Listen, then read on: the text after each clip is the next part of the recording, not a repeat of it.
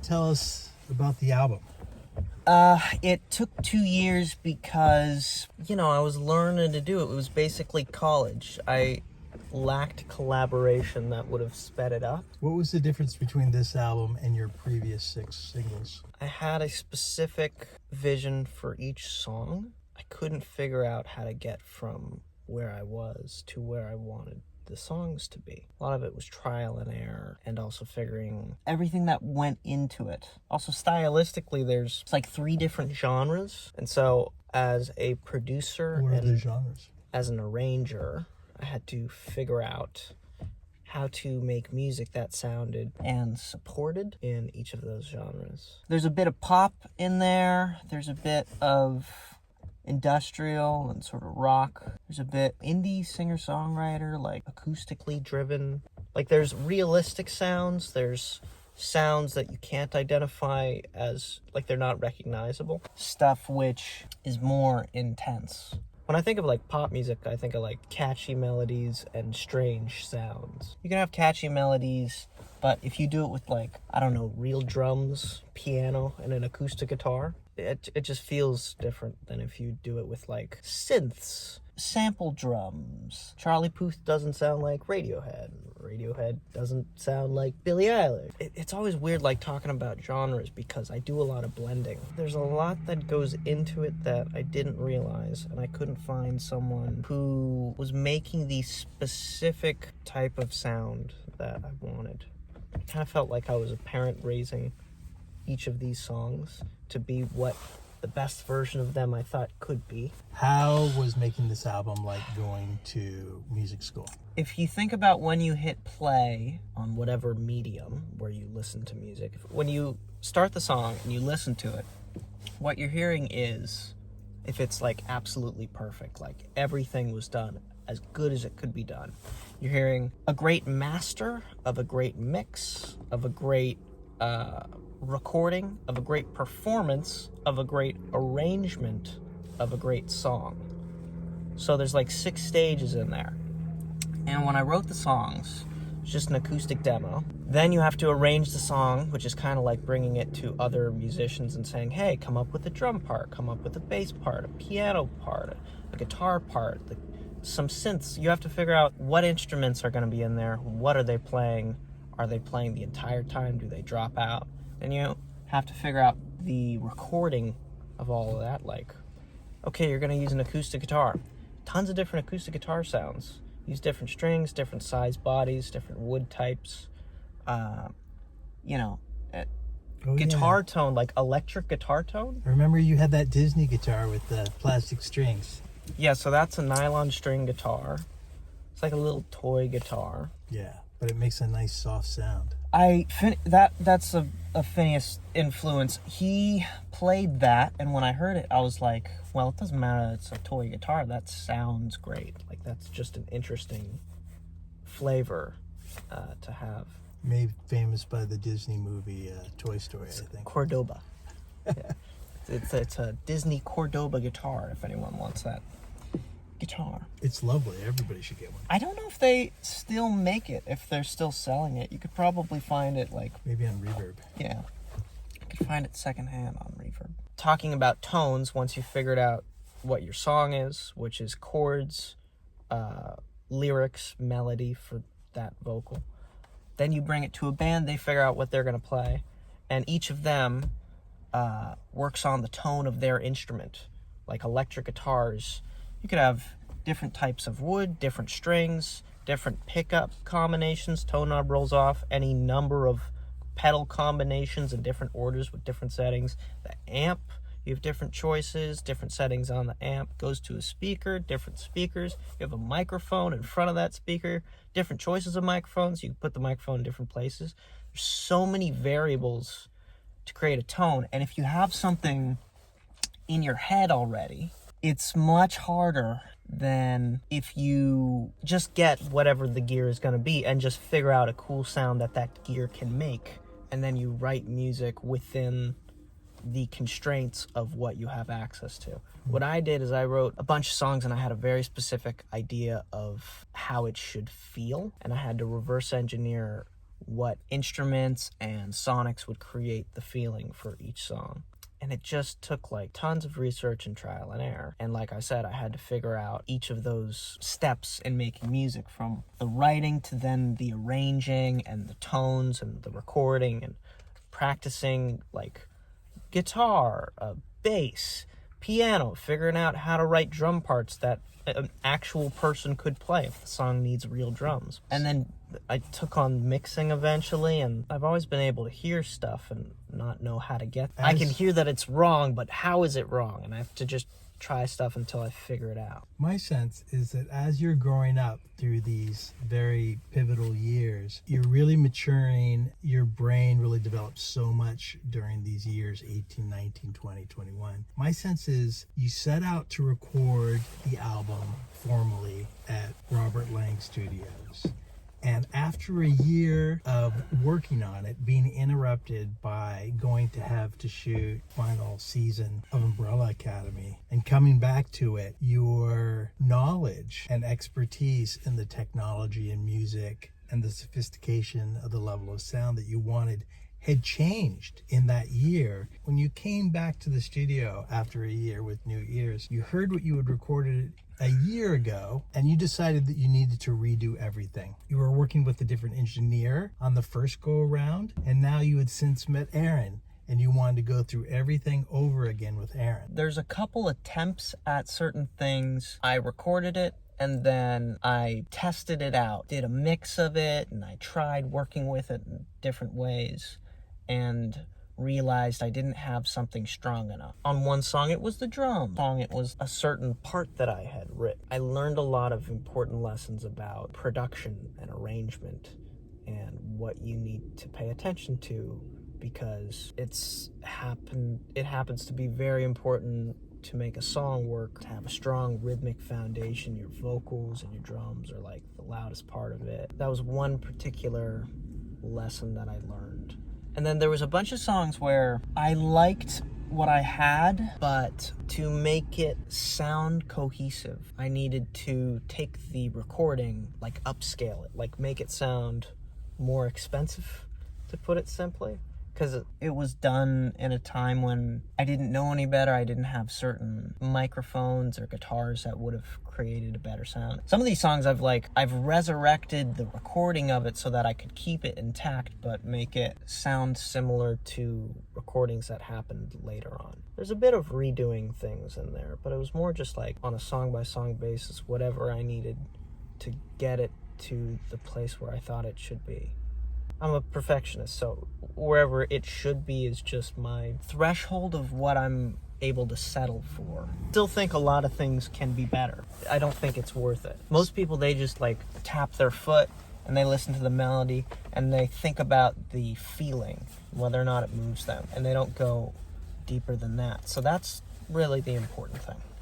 And how do you want people to feel when they're listening to this record? Okay, let's say there's a song and one person thinks it's about one thing and another person thinks it's about another thing.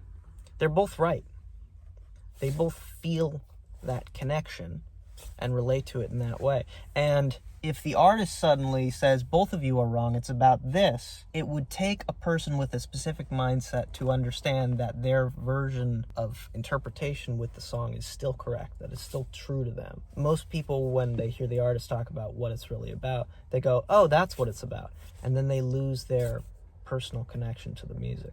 So I've tried to keep things emotionally powerful without alienating people. I've seen this album as being the greatest, most monumentous labor of love and passion in your life. How do you think it's affected you? I put a lot of effort into it. I still see I think of it more so as people rather than songs that I try and put effort into. But the songs have been there for me. I know that music can be there for people, and I see the songs as almost a third party. I raise and then send off into the world.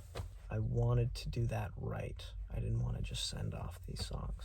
I don't see this group of songs as like when I'm writing, if I finish a song, especially nowadays, then I'm going to put out that song. I'll sort of spot weaknesses that just make me want to take that riff and use it another time when I have more to say. So each of these to me is a very emotionally intense time capsule. Very much like being a parent where you're raising a child, using the analogy that you just rose. A lot of the emotions that I've seen you have while recording this album over the past 2 years has been happiness, joy, pride, to anxiety, to depression, fears, confidence. Tell me some of the things that you remember feeling.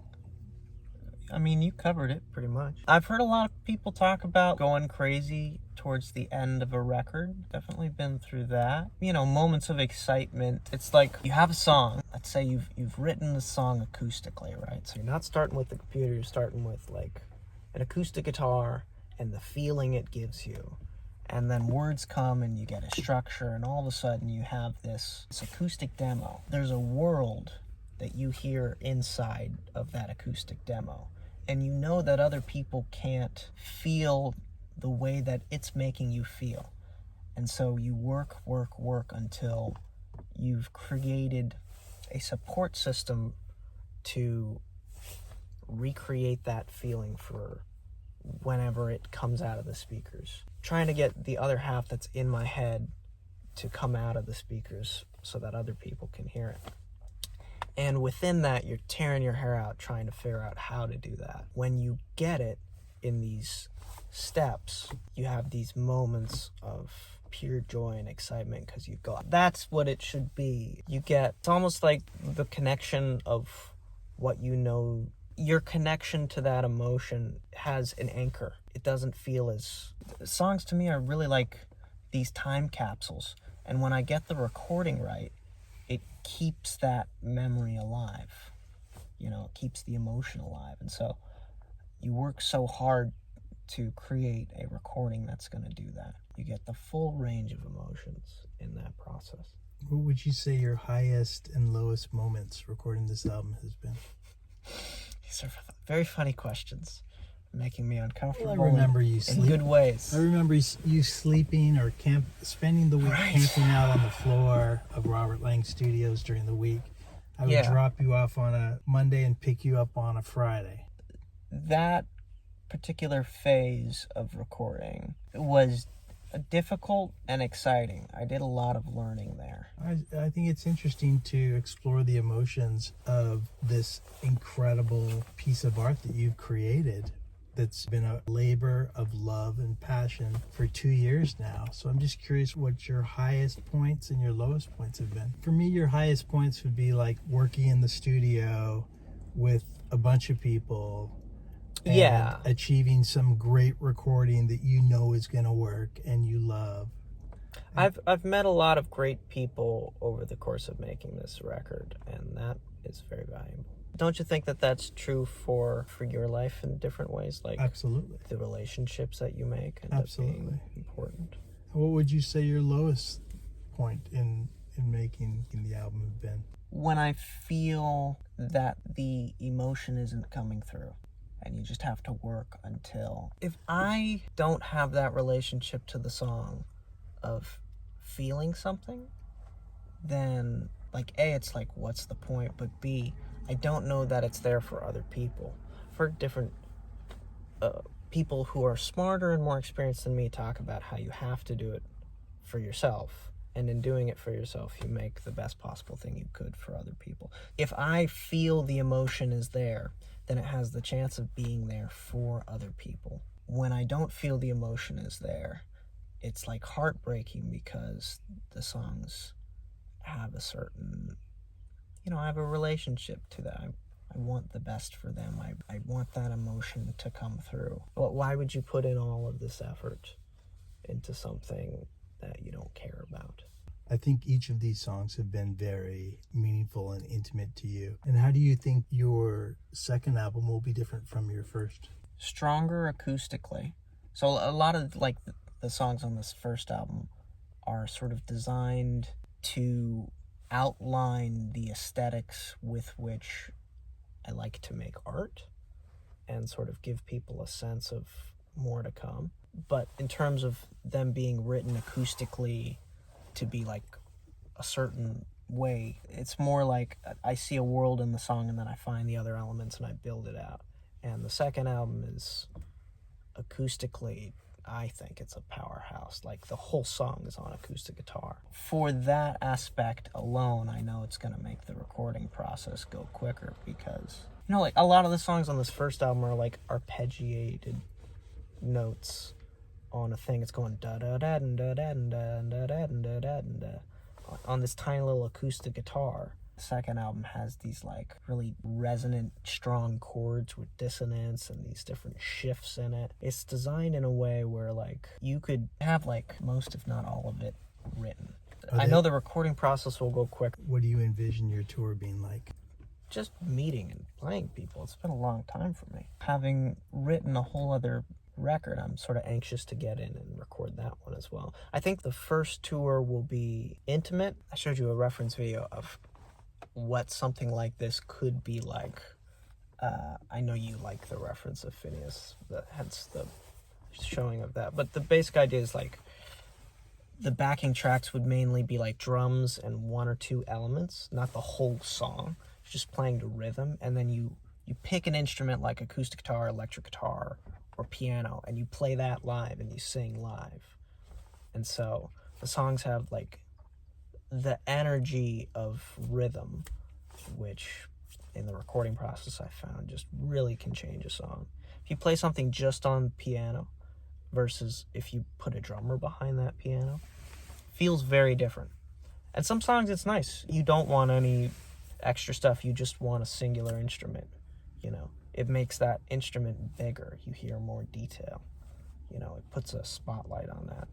But a lot of songs, I just think it'd be fun to play along with like a drum machine. But still, it'll feel like pretty intimate. What do you feel when you're playing live to your fans? What is it like for you to play to people that you know are there to see you?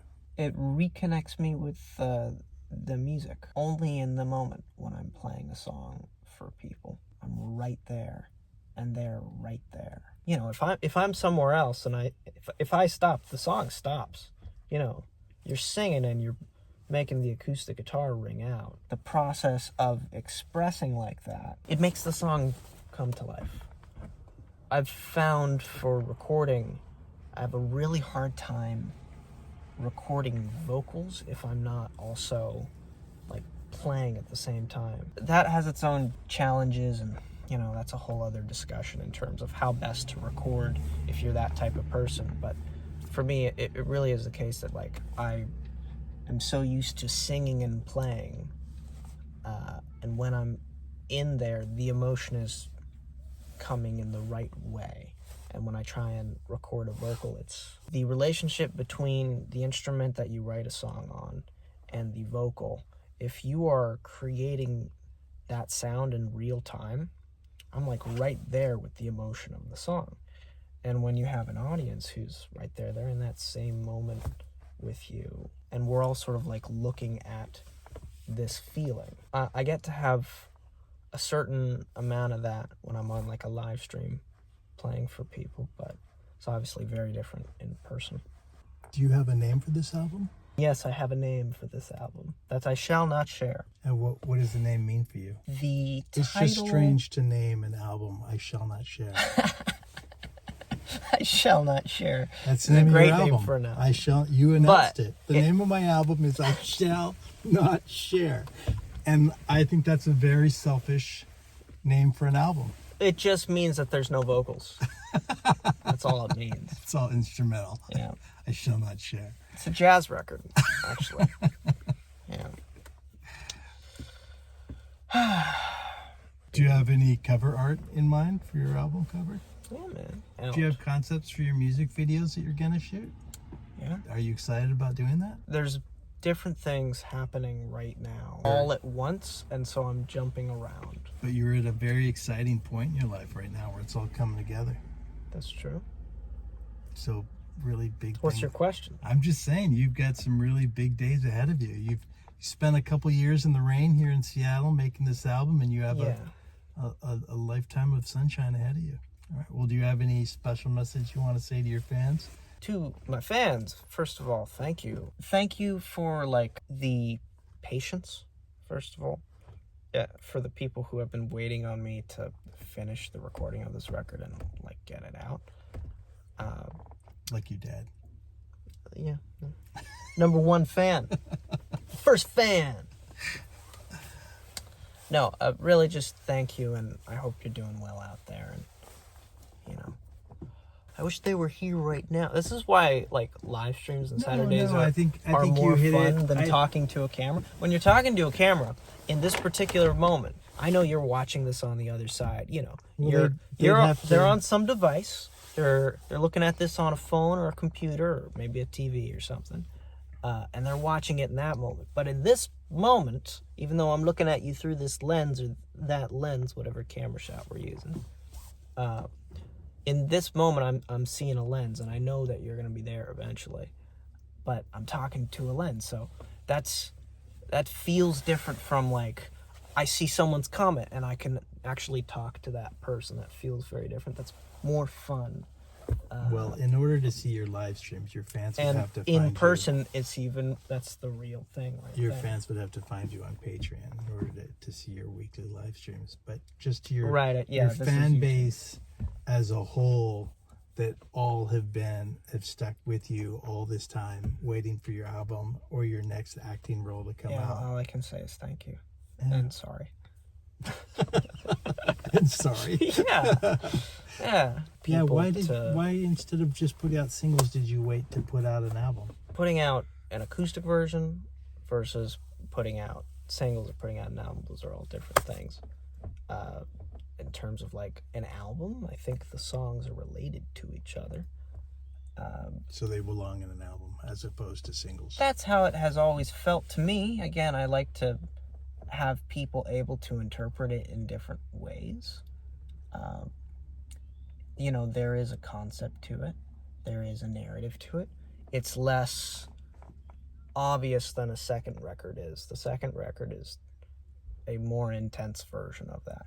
I just wanted these songs to exist in the same body of work. I didn't want it to be separated, then feel separated. I wanted whoever's going to look at this to see each of these songs next to each other and see how each song changed the one before it and after it. That makes sense. Well, I'm very excited for you. Thanks, buddy. I can't wait to see everything that you do on this album, and I can't wait to join you on this tour around the world and stop in all the major cities and see you with your fans and how you relate to each other. It's going to be nice to, first of all, to just get out of the house with my buddy. That's right. You know, go see some fun places, but to actually play shows and see people in person, I have missed that. It's going to be nice to take get back time to off that. and see each city. Yeah. Along the tour. All right. Well, thanks very much. I appreciate your time. This is hilarious. What is this? What persona is this? You're doing someone. Jiminy Glick. Jiminy Glick. Thinking, Yeah, sorry. Oh, that's very special. Yeah, I want to do. And what was the other thing? He's got the two. And what were you thinking about that? What's so funny is I just spit. I hope you cut away to, like, a bird or something and don't show my spit flying across flying. But yeah, no, How does that make you feel? Oh, that's very special. That's now tell me another thing. All right. Well, that's Jiminy Glick. That's right.